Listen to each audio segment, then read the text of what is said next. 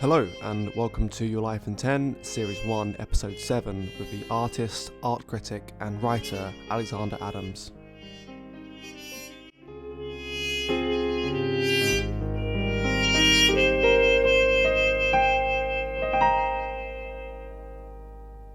How old were you when you first sort of started making art? Was it like something you always did, or was it or were you at one point normal? Well, I did it as a child, but I think I really became obsessed by art when I was 15, and I saw an exhibition of surrealism in the newly opened Tate's Liverpool, and there was a fantastic display of surrealism, and that really sparked my imagination. And so from the age of 15, which was 1988, I was absolutely stuck on being an artist, and so unfortunately that's what happened to me, and I never managed to escape. Hmm. When did writing become a thing for you? Well, writing came a bit later. I mean, I was always sort of writing bits and pieces, a little bit of fiction, a little bit of poetry. Um, but it was only when I went to university and I did a course that was half art history and half fine art, um, that I thought about the possibility of writing things that weren't fiction or poetry. Um, and that lay a little bit dormant. I didn't really start writing art criticism until after 2000. It's sort of about 10 years after I graduated.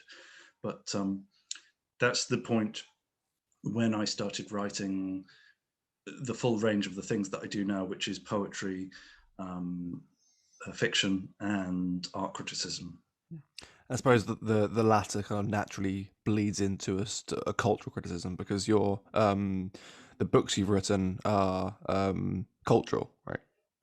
Yeah, so I do have some creative stuff published, but what most people will know me for are my art reviews in the two books, which are Culture War and Iconoclasm.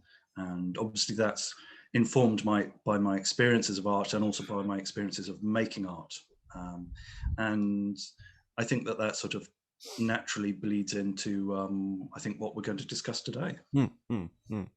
Yes, and we'll get there soon enough. I'd like to sort of discuss you a bit first before we get into your taste. Even though I think the format of the show is a very good way to gauge someone by their taste. So it's it's better to hear it in their own words first. Was there a moment when, because okay, so for me to be someone who sort of stands against what is dominant in culture, which we discussed in the past, is things that aren't particularly pretty or decent or whatever. I mean, to sort of to stand against that in your work, I think requires a degree of courage, a type of will. Was that always in you? Were you always sort of not necessarily rebellious, but independent in your thinking, or was there a moment Well, where you sort of saw the Matrix? I think that I mean, I think that you naturally have an unwarranted sense of egoism when you're a teenager. You think that you're the best at everything, and you're incredibly arrogant. And of course, it's only later that you realize, of course, that arrogance is completely unwarranted, but it's absolutely necessary, because if you actually understood the heights to which you aspire, the really great art, the really great poetry, and all the astonishing things that people have done, and if you realized how much effort and ability it took to achieve those things, you'd never get started. So you need that arrogance to get started. And I think I did have that arrogance, and I think that's well and truly gone. I think that going through university and then going through a period of being on the fringes of the art world and realizing, well, there really isn't much appetite for the sort of thought that I had, then that kind of humbled me, and it made me realize, well, I have to actually embody the ideals that I have, and that takes a degree of willingness to stand on your own. And I think that's where it came from. Also, I think that reading a lot of art criticism, I felt that some people didn't really understand it, because a lot of the people who were writing were failed artists. They weren't actually successful artists. I'm a successful artist only in the sense, not that I'm a great artist or a famous artist or a rich artist, but I'm a successful artist in that I have pursued my craft in a very dedicated way, and I know quite a lot about making art because I've actually done it, and I think that that informs my art criticism as well as my art making. Is art critique an art of its own? Yeah, I think it can be. I mean, you have some art criticism which sort of reaches the level of sort of philosophy or great prose. You've got people like Ruskin and so forth, and Hazlitt, who was the master craftsman of the essay. And there's lots of art criticism that you can read and get a kick out of without actually knowing the art. And I know that, for example, Vasari spends time discussing artworks which are no longer existent. And same for Pausanias of Greece in ancient history. And they talk about artworks that are no longer existent. But you can still get a flavor of what they're describing, and you get excited by what they're writing. Mm-hmm. Yes, and in terms of what you said about your success being one of diligence, not of necessarily of great status. I mean, there's always hope. I mean, there's always the Gauguin or the Van Gogh who were unknown until their death. Yeah. I mean, you can't. You obviously work for success because you want lots of people to see your art, and also you want to make a living out of it so that you don't have to bother about doing other things that might earn you a living. But you can't ever sort of expect recognition. You can just expect to do the best you can, and history will sort it out after you're gone. Mm-hmm. You can lead a horse to water. Yeah.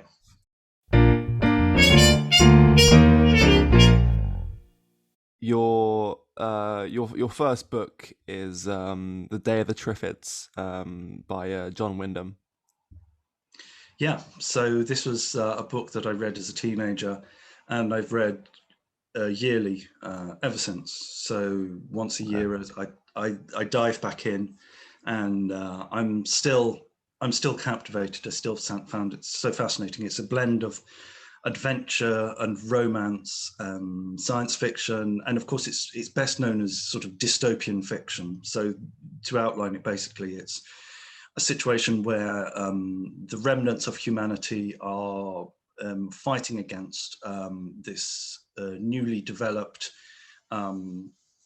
vegetable, which is, it sounds ridiculous, but it's a carnivorous plant form which can kill animals, including people.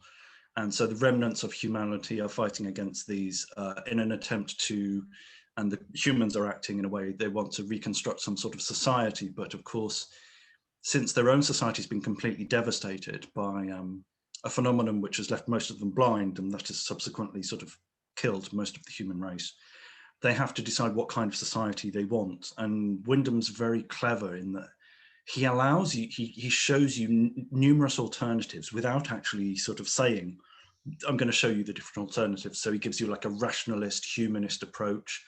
Then he gives you a Christian approach. Then he gives you an approach which deals with like sort of serfdom. And then he gives you like a socialist version, which is, a few sighted people looking after great groups of unsighted people, which is extremely impractical.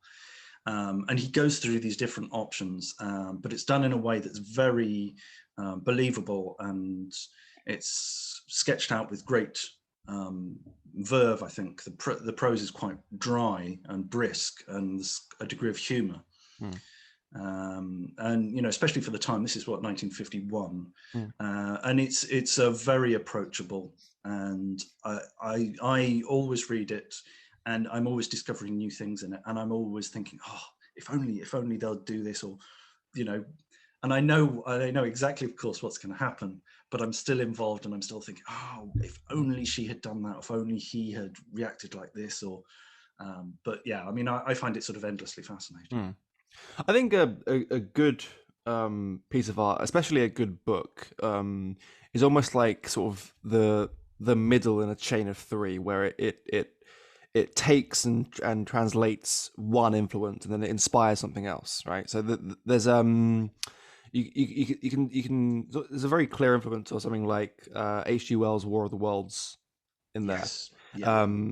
And then if you look sort of beyond Day of the Triffids, you can see bits of it in anything from 28 Days Later to The Little Shop of Horrors.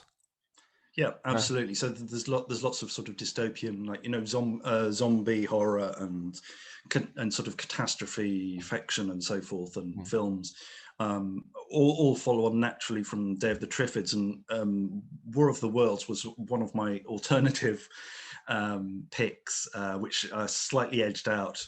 But yeah, I mean, there's a direct link, of course, and I mean, I appreciate all those things. It's just I find Day of the Triffids is the most uh, immediately impactful, and I think it's got some fantastic characters who are archetypes, but they are very believable. And the interaction between the characters is absolutely rooted in the outlooks of the character and also responses to the situation. And and it's one of those rare novels of ideas where things seem organic. It's really rooted in the situation and the individuals, but you are, through, you know, Wyndham's immense skill, you are introduced to all sorts of ideas about society, about psychology, group psychology, and so forth, which is really why I chose that one. Mm-hmm.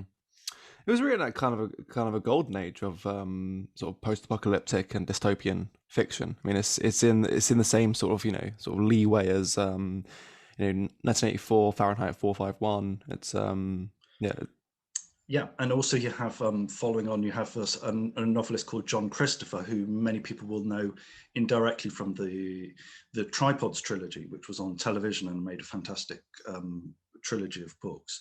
And he also wrote things like Death of Grass, which is basically an extension of Wyndham's principle, which is, you basically have the world as it is, and then you just introduce one catastrophe and you follow up everything else completely logically and completely plausibly. So Death of Grass involves all grass in the world dying off, and that of course includes barley, wheat, oats, and so forth. So you have a massive famine, and also of course you've got the death of pretty much all livestock, because livestock eats grass. So this was that was a chance to sort of play out a dystopian disaster in another way. So John Christopher is also worth digging out. Mm-hmm. And also then I was that reminds me of the film Children of Men. You know what happens when infertility becomes epidemic. Yeah, absolutely. I mean, these are all linked, and I do enjoy so many of them. There was a sort of an unwarranted criticism that Day of the Triffids was cozy catastrophe, Yeah. according to Brian Aldiss. I don't think that's fair. I think that Wyndham was very good at talking about the emotional impact of going through trauma, of having to make difficult decisions, of being haunted by loneliness. Mm. The cozy catastrophe only comes in because, you know, there are sections where, you know, you are one of the few who are sighted and you have access to the complete resources around you, and you're basically unhindered because everyone else is blind, so they can't interfere. So you can take any clothes that you want, any weapons that you want. You can break into houses that are kind of empty and you can live there. You can take, you know, whatever vehicle you want. You can siphon petrol. And so you can live in a way that's kind of free of bourgeois society and sort of the pressures of work and so forth. But there are very many disturbing and troubling instances. And towards the end of the book, you see that society is gradually becoming more and more primitive and more crude. And it is quite chilling. So I think that it's well worth people reading the book and deciding what they think. Mm. You said that you read it on a yearly basis. When was the first year you read it? And So I mean that. was it annual from that point onwards, or did you come back? Yeah. Oh yes, yeah. Okay. Because I had a copy. I think I bought a copy when I was about. It was about 13, 14, 15. So this is when I became interested in surrealism as well. I think a lot of your early influences are formed in your sort of middle teenage years, and you don't really know. Of course, you don't know how it's going to affect you, but I mean, these sort of artistic influences, they really do shape the course of your life through your psychology and your affinities. Mm, mm, mm. Let's move along there to your second book, and it's Junkie by William S. Burroughs. Yes, so this I think was also 1951 or something, 51, about that. 53, I believe. 50, okay, 53, yeah. So this was William Burroughs' first published book, and people would know him best, of course, as the beat writer who created Naked Lunch, and Friends with Ginsberg, Friends with Ginsberg and Kerouac and so forth. Yeah.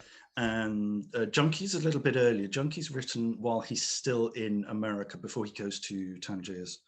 I think it was mainly written in Texas. Some of it may have been written in Mexico. So this is basically the story of his life as a junkie and a petty criminal in New York in the 1940s.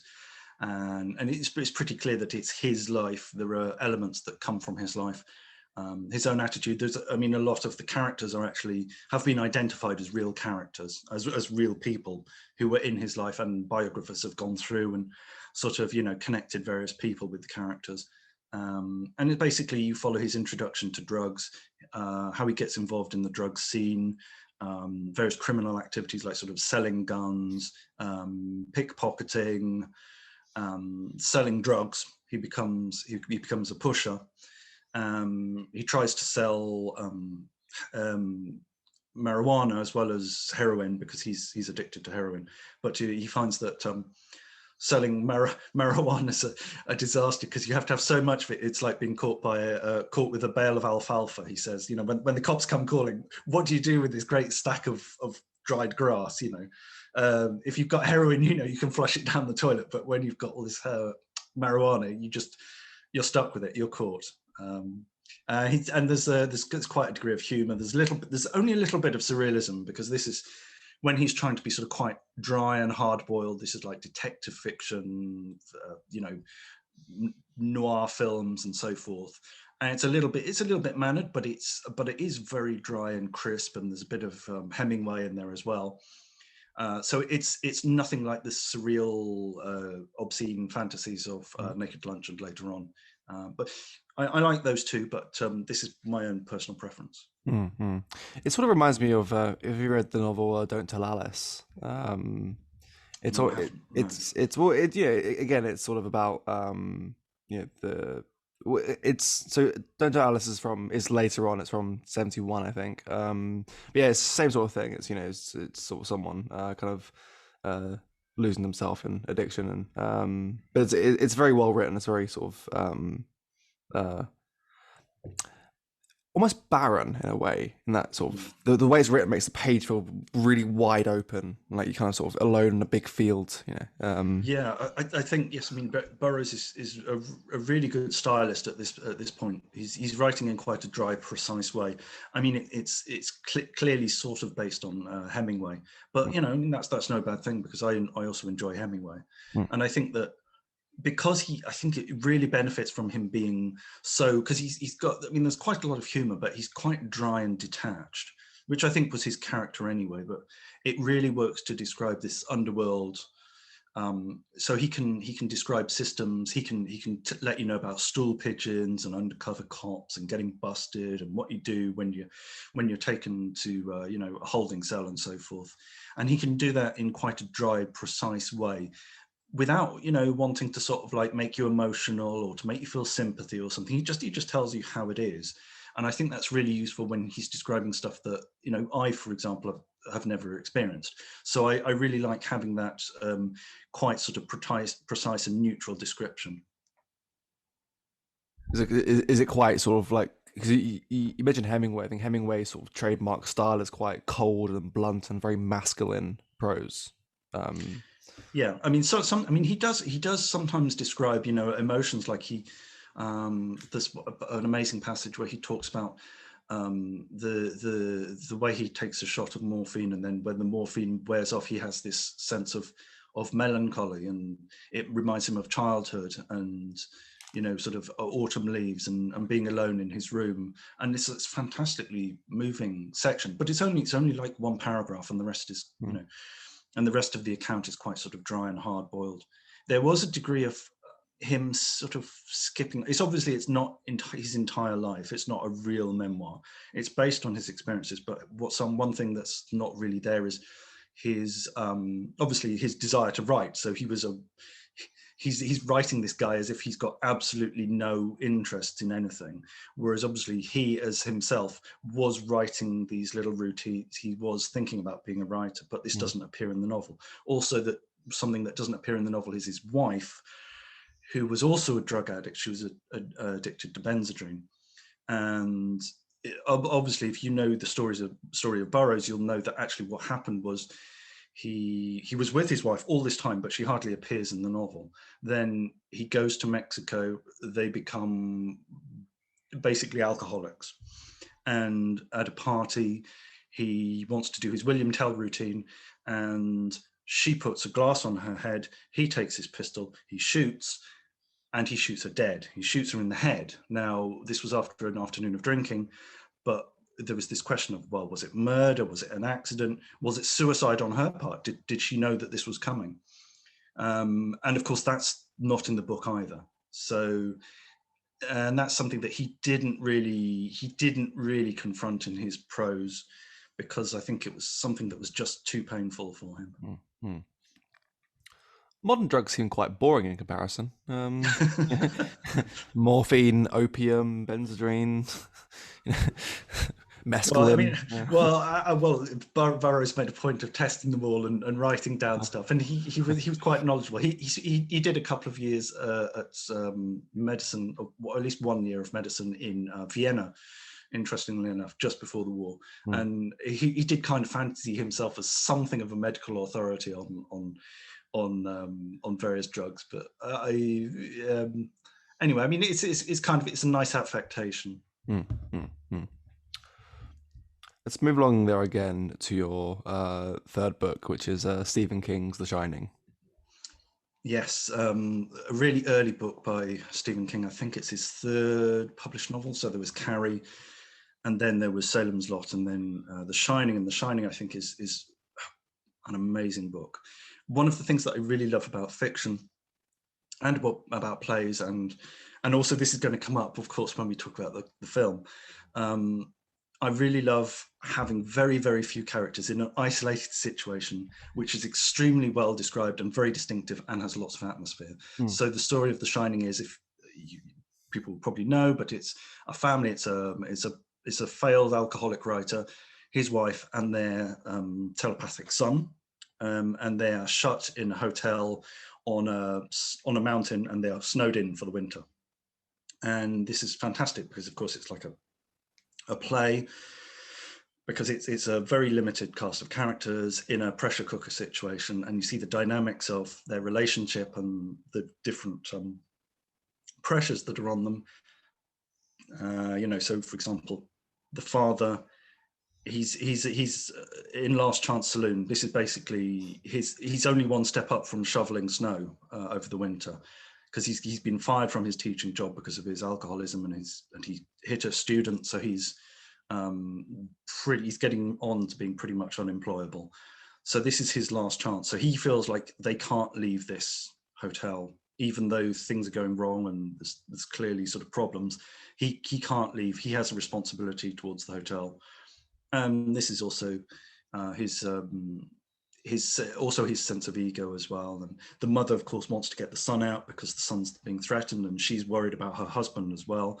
And the son is, of course, frightened because he's seeing visions that the other two aren't seeing, because he's so sort of telepathically sensitive that he's being subjected to the hauntings of the hotel.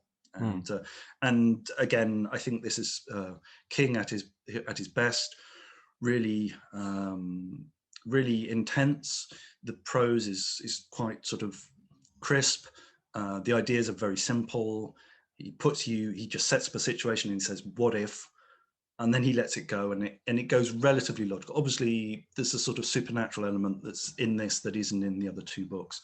But I don't mind that. It's relatively limited. It's because if you have fantasy or magic that's absolutely unlimited, then there are no stakes anymore, because basically there's no stakes, there's no logic, because anything can happen, because the author just says, oh, well, it happens because of magic. In this book, of course, it's more limited. And so I think that's exciting, because it gives some sort of tight parameters within which the author has to work. Mm-hmm. Yeah, because otherwise you have, I think they call it Superman syndrome, where you can't write a story that keeps the reader on edge because it's Superman and they can do anything. Yes. Yeah. What did you think of the film? Did you think I like it. I really like the film, and I really like the book. They're very different. Basically, the book is very much to do with horror and the supernatural. The Shining is more of a psychological thing. There is this question about, like how much is the father hallucinating in the film, because there is only the one thing where there is some sort of physical intervention that is not just a vision. So the physical intervention is where Grady unlocks the door to allow Jack to leave the pantry, and that allows him to pursue the family in his rage. So that's the only bit in the Kubrick film which is there is actual power. There is an actual entity in the hotel. Whereas in the book, of course, it's much stronger. It's much clearer that, the hotel really is haunted, and there really is a threat, and there is an interest in the boy. Whereas in the Kubrick film, it's more of a situation of psychological study of madness. Yeah, because it is based around King's own experiences. I think when he was writing Carrie and Salem's Lot, he descended very deeply, and he was looking to write outside of Maine, where the first two are set. And he, I think it's based around him being just basically perpetually drunk in a hotel room. The writing. I believe that they did stop off at a place called I'm not sure. In the book, it's called the Overlook Hotel. It's called something else. But they did stay over one day in this place, and at this time he was an alcoholic. Thing is, he wrote about alcoholism without actually acknowledging that he was an alcoholic. It was only until the late 80s when he actually straightened himself up. I think it was in 88 or 90 or something about that he actually, with this book, I think is 75 or 77. Yeah. So that. Yeah. So, it's only much later on that he actually acknowledged that he was an alcoholic, and that he actually looked back and he said, oh my goodness, I didn't realize that this and this all came from my alcoholism. So yeah, it was only in retrospect that he understood that. But yeah, he was actually writing about his own experience. I think it might be but one of both books he has no memory of writing. It's the Tommyknockers. Oh, okay, which is a story about a town that goes completely insane, and they start building super machines that work telepathically, running off, getting astonishing amounts of power out of DC batteries. And he said basically, yeah, actually that was kind of like that was my cocaine novel. Right. And so he said he didn't remember anything about it, and that basically the entire book is this mad sort of babbling fantasy about suddenly becoming imbued with amazing powers of creativity and productivity, that came from cocaine. Also, the in the writing of the novel, the hotel I was saying was very key. I think it was called the Stanley Hotel. Yes, I think so. Yeah, he up in the Rockies. Yeah, because he was writing a novel called Dark Shine, I think it was called, and it was basically the core premise about a psychic boy. But I think it's set in a fairground, not a hotel. But while he was staying at the Stanley, the ideas came back to him, and he sort of, I think, then was sort of seized by it, which is interesting because again, it's almost like art imitates life, where he was almost possessed. Yeah, and I think the setting really adds to it as well. That I do like. I mean, the fact that so many of his novels are set in Maine, which is his home state, is it gives them all a sort of connected feel, and you do get a good feeling for the lakes and the forests of that part of the USA. But it's fantastic to have this a couple of novels that are set in other places. So The Stand is partly set in Boulder, which is where he went to stay for, I think, 6 months or 9 months. And then, of course, The Stand and The Shining, of course, is set up in this sort of in the mountains, in the Rockies.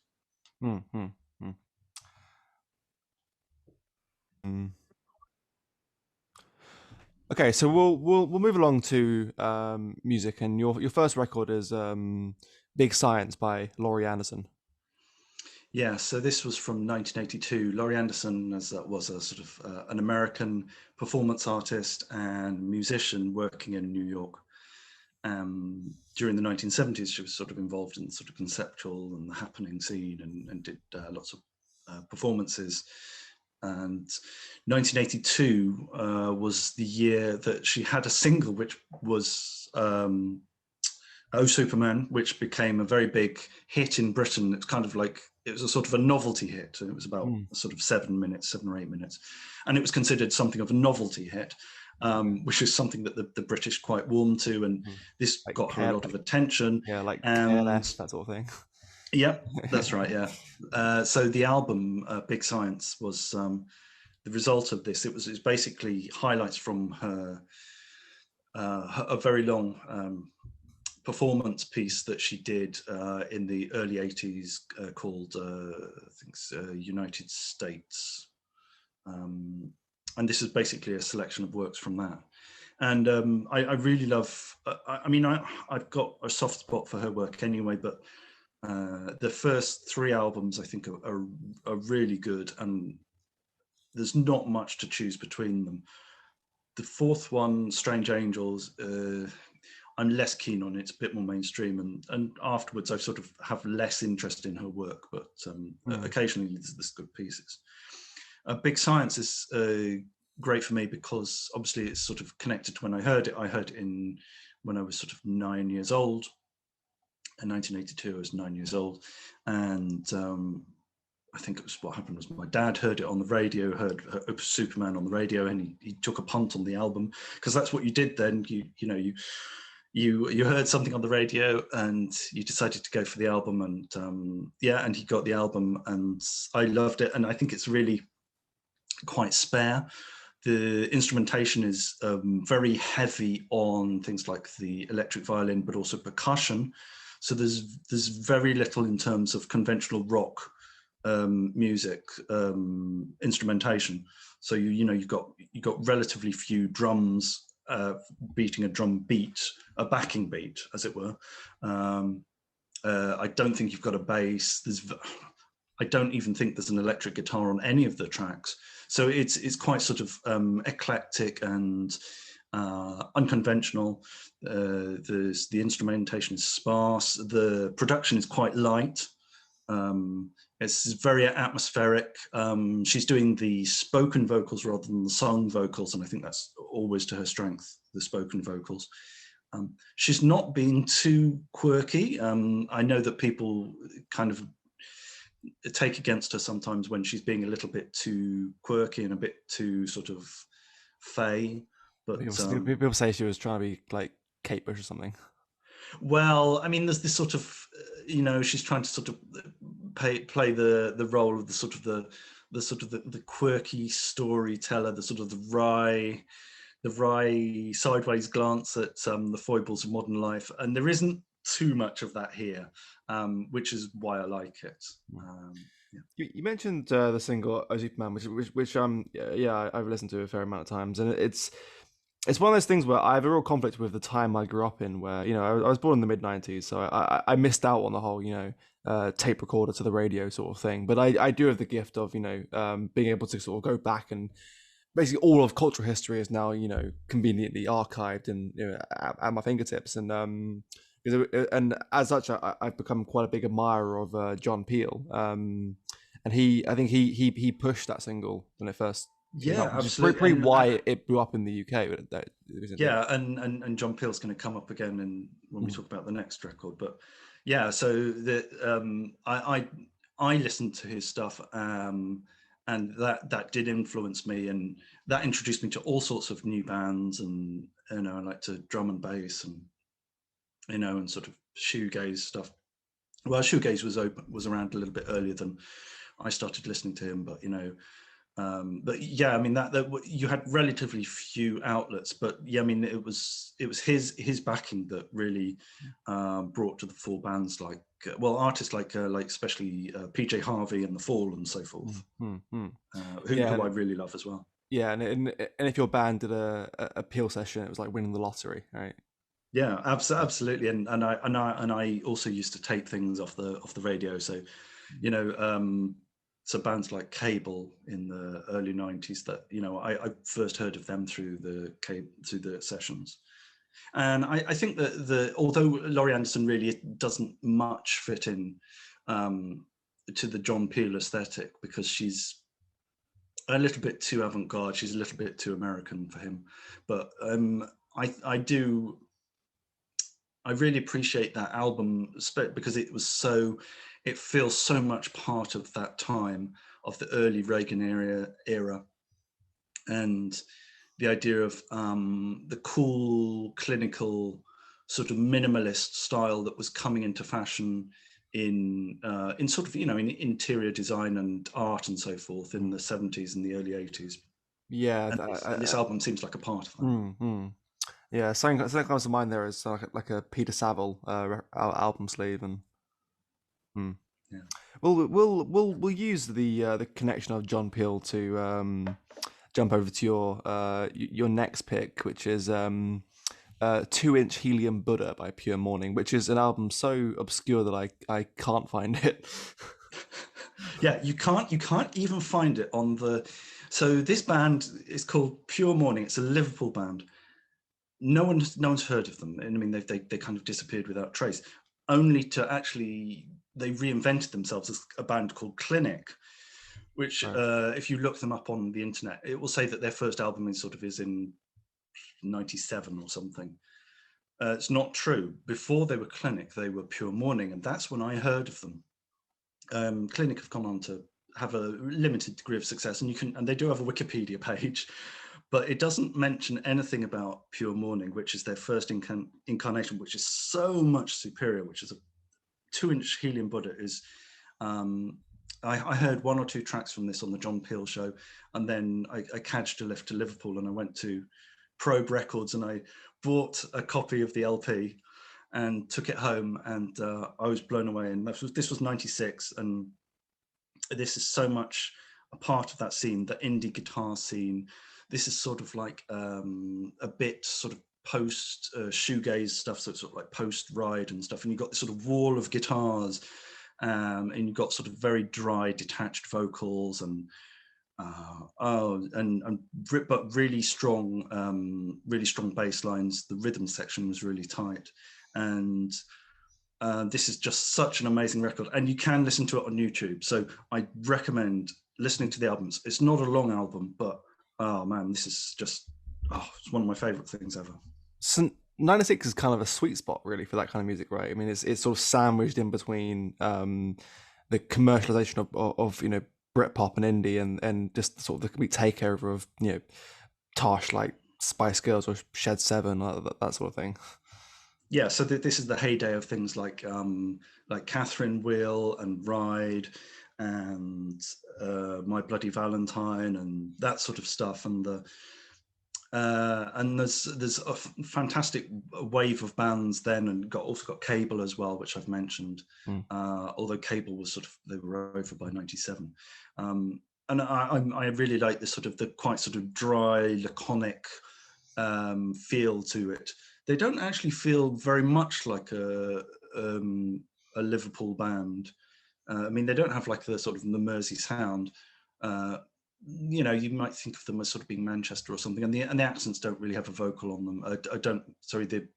The vocals don't have much of an accent on them, so you can't sort of pin it down by the Scouse accent. I suppose nor did Echo and the Bunnymen, and they were quite a big Liverpool group. Oh yeah, I mean Echo and the Bunnymen, fantastic from the early 80s as well. Yeah, and so this is my sort of my private joy. There's also another band called I think it's called, I always get the band and the album mixed up. It's Elevate. So the band is called Elevate, and the album's called The Architect, and that also came out in 95 or 96. And they have completely disappeared. You can find the album on YouTube, but there's just nothing about them. And if you look up Elevate, you'll find a different band which is an American Christian band, I think, from a different era. But yeah, I mean, The Architect and 2-inch Helium Buddha are my two touchstone albums that came out in sort of 95, 96, just when I was finishing college, and just before I went back down to London to be a professional artist after graduating from my art course. There's something quite sad, but also quite thrilling about like a lost record, right? And especially when there's another band with the same name. It's a band. I would say band. It's a record that I love from '71 by a band called Felt. It's a self-titled LP, and they're do you remember them? They're these like No. 15-year-old kids in, I think it's in Missouri, who made an album in a shed. It's genuinely incredible. It sounds like the Beatles. It sounds like the Beatles at times. It sounds like the Who at times. Check that out. And then there's a sort of indie band from the 90s called Felt too, who sort of took the name. But the record's on Spotify. It's Felt from '71. I recommend anyone go listen to it. It's really good, like psychedelic R&B sort of music. But we'll move along again to your third record, and it's Reich's Music for 18 Musicians. Yeah, so Steve Reich is an American minimalist composer, working in he started in the 1960s working in the sort of the New York scene. So he was, he's quite chummy with Richard Serra and Carl Andre and the minimalist artists. And he's gone on, of course, to become a huge figure in American contemporary music. And 18 Musicians is I think it was his longest composition to date. It was debuted in 1976. I think when it was debuted, there was, I think David Bowie came to the premiere in New York, which is pretty cool. And this was for a large ensemble, so it's got sort of glockenspiels and marimbas and pianos, human voice as well, and it's a minimalist composition. So it sort of goes on for, I think it's about 1 hour or something, 55 minutes, 1 hour, and it's basically it's in phases, and they're all linked. So there are no breaks in this. And it's quite repetitive, but you've got these repetitive forms that are repeated for, sort of 4 bars or something, and then there's a small change, and so it's like sort of watching a mesh being slowly moved across another sort of pattern, and you're seeing patterns appear and disappear and new ones come, and it's incredible to listen to, because it's the sort of thing that you can get immersed in. I mean, I feel like it always helps me to think clearer, and a lot of people say it feels like they're recharging their mental batteries when they're listening to it. Mm-hmm. I know that some people they find the sort of they find it too busy and too repetitive and stuff, and so they listen to about sort of 3 or 4 minutes, and then they say, okay, yeah, that's enough, I get the point. That isn't really the point, but I understand why people sometimes just feel like they can't engage with it, but I love it.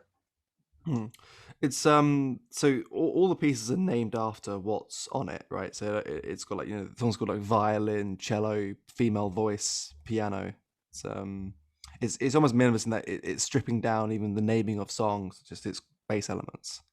Yeah, so I think that he wanted to do this thing where it would be almost like a conceptual thing. It would be it would be very much like an artwork where it would just be, would it be sort of 8 cubes or whatever, so sort of like Donald Judd or Carl Andre would be saying, 20 tiles of lead, or 15 tiles of copper and 15 tiles of brass or whatever. And they would just name what they were doing after the component parts.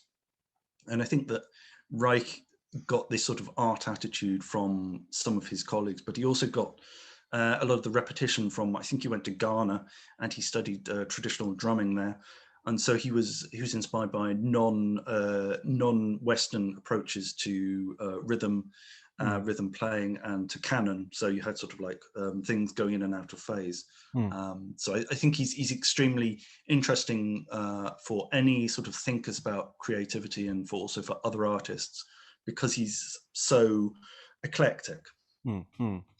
Yeah, and sort of two things come together, because you mentioned one as sort of a worldly influence and the other being Bowie. I mean, when I was researching this record, I found quite a good quote from Bowie about it, saying it was Balinese gamelan cross-dressing as minimalism. Yeah, because a lot of it is quite sort of sumptuous and dainty, and you think, oh, it sounds a bit austere, it sounds a bit sort of forbidding and minimal, but it really isn't. It's quite lush, and you can sort of lie back and I mean, I don't think it's sort of quintessential drug music, because I think that sort of psychedelia wants something that's a little less busy and a little more fluid. But it certainly is that sort of thing, the way you could sort of like drift away and just sort of become carried away by the music without concentrating on anything at all.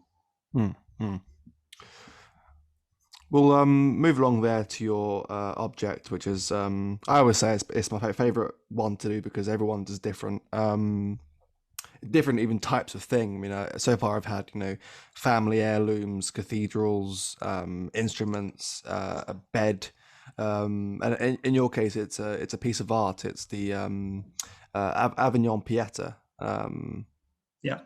So, I mean, as an artist, I thought, I can't choose an art. I can't choose a piece of art. I can't choose a painting, but I did anyway. So, I mean, I thought, oh, the other alternative was the Saatchi Gallery from St. John's in St. John's Wood in London in the 1980s and early 1990s, but completely empty with no art in it at all, just the space. But I thought, no, I think I need something a bit more sustaining. So this is the Avignon Pieter. It wasn't known who actually painted this until a few years ago. So it was just known as the Avignon Pieter, and it's from around 1455, and it shows the Dead Christ with Mary Magdalene, St. John the Baptist, and I think there's a donut on the right. And it's a fantastic painting because it's so strange. It's extremely realistic in many ways. I mean, super realistic for 1455. Yeah, no. And then for pre-Renaissance, it's phenomenal. But it's because there are other Pieters. A Pieter is just a sort of a type of religious painting of Christ in Mary's arms. This one though, it's as you said, it's got a sort of macabre realism to it. Like the priest on the side, he looks I always thought he looks kind of like the face from the cover of the Bends by Radiohead. Yeah, a bit. He's got that sort of chiseled cheek line. Yeah. And so you've got this sort of ultra realism of the body of Christ, and then of the faces, and then also some of the drapery. But then there are areas that are really quite abstract, and the surroundings are abstract. And then you've got the sort of the gold leaf in the background, which shows, and you've got the halos with the names of you've got the names of the character of the individuals written above them, around them in the halo. So it's sort of it's a Gothic painting. It's essentially a link between the Gothic and the Renaissance, and I love that fusion of the abstract and the super realistic. And it's it comes from not Avignon per se, but a commune near Avignon. And if you've ever been there, it's sort of the last time I was there, it's sort of become a bit of a tourist trap, and a lot of people sort of selling cheap things to tourists. But I mean, it's an incredible city. It's a very wonderful place to go. Yeah, I mean, it was a center of Roman civilization, and that carried on into the medieval period. Yeah, it was briefly the papal seats. Yeah. Yeah, we should point out that the painting is now held in the Louvre. so it's in Paris. So it's sort of relatively easy to see, and it's quite a big painting actually. It's bigger than you expect, because a lot of Renaissance paintings tend to be quite relatively small, and this is on wood. It's in quite good condition, but it's obviously been ravaged by time a bit. But when you see it, it's sort of it does feel its age, and I think that adds to the, the rough condition of the painting kind of adds to its sense of sort of abraded glory, maybe you could say. Yeah, it's slightly cracked, which is like I said, it kind of adds to it. I think I would be a bit sort of perturbed by it if it was just pristine and shiny. Yeah, I mean, there's a danger of people restoring or over restoring works, which has become something of a trend. But they've quite wisely kept any interventions to a minimum, and I think that if you're interested in art, or if you're interested in history, or if you're of a religious outlook, that this is a really rewarding work, because it's extremely touching and a fascinating picture. I mean, it really is. And I'm kind of disappointed that they have found out who painted it, because I love this idea of a great master just producing one work and nothing else is known. Sadly, they have found out who painted it, but they don't know much about him, and there's no sort of documents from him. So it's kind of the mystery has been retained. Yeah. Enough of it has been retained. Great. We'll move along there to your film, and this is one that I'm going to have a lot of fun discussing. Because I briefly discussed it with William Clouston, because I said that it was going to be my pick. Which is funny because like all the picks that I've had, someone else has done. So my first pick was The Good, the Bad, and the Ugly. That's been done already. Now With the Lie, that's been done already. But it's such a good film. It's funny. It's well written. It's snappy. There's good dialogue, and then at the end, it kind of breaks your heart a little bit. Yeah. So this is the film With Nell and I. Is this from 85, 86? Something like that, maybe 7. Yeah, so it's sort of from the sort of mid 1980s, and it's Richard E. Grant's first starring role. I think it might be his first film role, and this is and he's playing Withnail, and Marwood is played by Paul McGann. Paul McGann, yes, that's right. So Paul McGann, I think it was one of his first roles, and they're both very young. And the story is, for anyone who doesn't know, that these are two actors who are just out of drama school, and they're both doing quite poorly. They live in a terrible grotty flat in Camden Town, in abject squalor, and they have got no money. They're signing on to the dole. I think when the film starts, they've just had a massive like speed binge as well. Yeah, so they've been taking loads of drugs, and they're out of their heads, and then they decide they want a weekend in the country. The way they can get away from their drug-addled funk is to go to the country by visiting the keys to a house from Withnell's Uncle Monty, one of the great film characters of the 1980s, of all time, maybe. Yeah, played by Richard Griffiths. He's well, I suppose he's sort of like a leisure class post aristocrat, right? He's this very sort of charismatic and sort of slightly effeminate sophist. Yeah, so he's a theatrical roue, and he's a flaming homosexual. Yeah. and he cultivates vegetables instead of flowers. So he likes the carrot for some reason. No particular reason, just he likes carrots. And he wears a radish in his buttonhole. So anyway, he gives them the keys to this cottage in the Peak District or something. So they go to the Peak District in their beaten up Jaguar, and they haven't got any food, they haven't got any money, so they have to approach a poacher for some food, and the farmer for some wood and so forth. And it's a fantastic film, and it is essentially two characters in a very distinctive environment, isolated from the world, bickering with each other, which I think is incredibly fun. Yes, and it's yeah, no, and the bits in the country are hilarious. There's a bit where it's sort of pissing down, and they got like plastic bags on their feet because their shoes are all worn in, and they stop the farmer and say, "Help us, we've come on holiday by mistake. Can you?" Also, the bit where they're driving up, they're in the Jag listening to, I think, Jimi Hendrix, and Withnall's yelling out the car at people and saying, there's a black spot, says, they aren't dying, they're throwing themselves willingly into the road, and it's fantastic. Yeah, there's so many quotable lines. It's just like it's just almost any. I mean, every page of the script, you could find at least a couple of lines of fantastic dialogue, which have become so quotable. And yeah, so this is, and it's got lots of terrific humor, but it's also quite cutting about the psychology of people, and also sort of it's quite critical of society as well.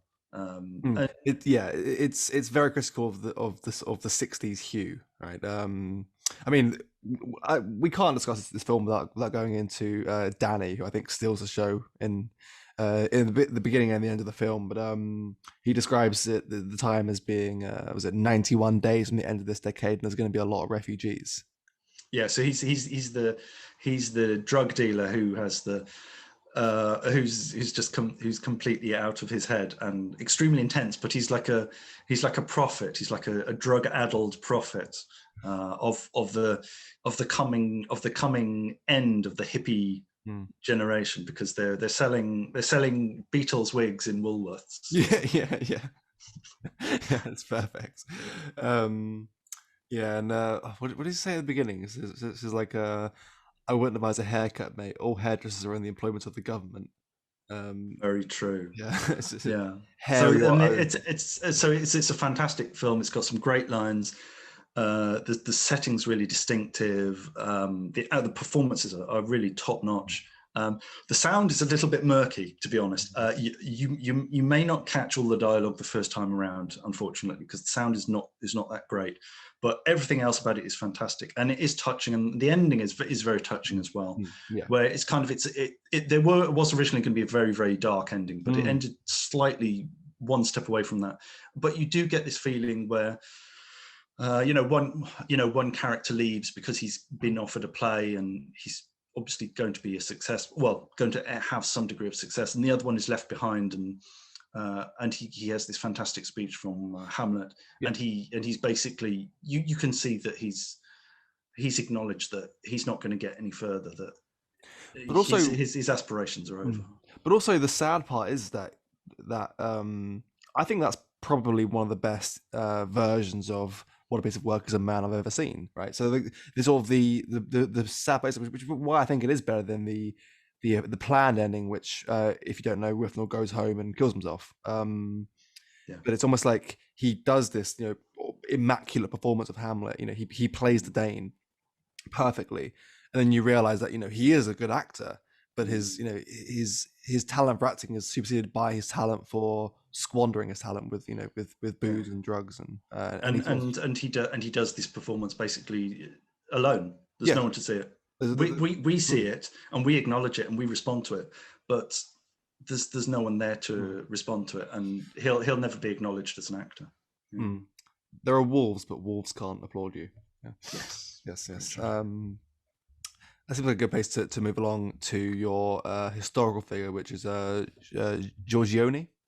Yes, Giorgione, Venetian painter who lived from approximately 1478 to 1510, and he's basically seen as the creator of the High Renaissance in Venice. He trained Titian, or he trained alongside Titian. I think he did actually train Titian. And Titian was, of course, the great painter of the High Renaissance in Venice. And Giorgione is famous for his painting of The Tempest, which is, the very small painting of a woman, supposedly a gypsy, nursing an infant, and she's sitting by a river, and then there is a warrior standing across the brook, across the creek. And then in the background there is a storm breaking over a distant city, and it's a mystery painting because no one can really understand what's going on in this picture. And Giorgione didn't leave very many writings. He died quite young. Supposedly, I think of a fever he caught. I mean, this is the common story with Vasari, but he says, "Oh, Giorgione died because he was basically spending too much time with women." and he caught a fever and died. So he died young, and everyone wonders, what might he have become? And I'd like to sort of hang out with him and chat with him. And apparently, I mean, he was a very good musician. So even if he wasn't feeling very sort of chatty, he could play me some music. He's he's an enigma type figure in that he died young. There's only only around 6 of his works firmly confirmed to be his. Yeah, so it's very difficult to tell exactly what he did and what he didn't do. So obviously, if we were hanging out, I'd have a book of his pictures, and I'd say, "Is this one yours?" So I'd be like putting ticks or crosses in the corner for posterity, and I'd be curious to know, why he took certain projects, why so many of his pictures are kind of ambivalent. It's very hard to interpret them. And there's almost nothing known by him. There are no letters known by him. So I'd really like to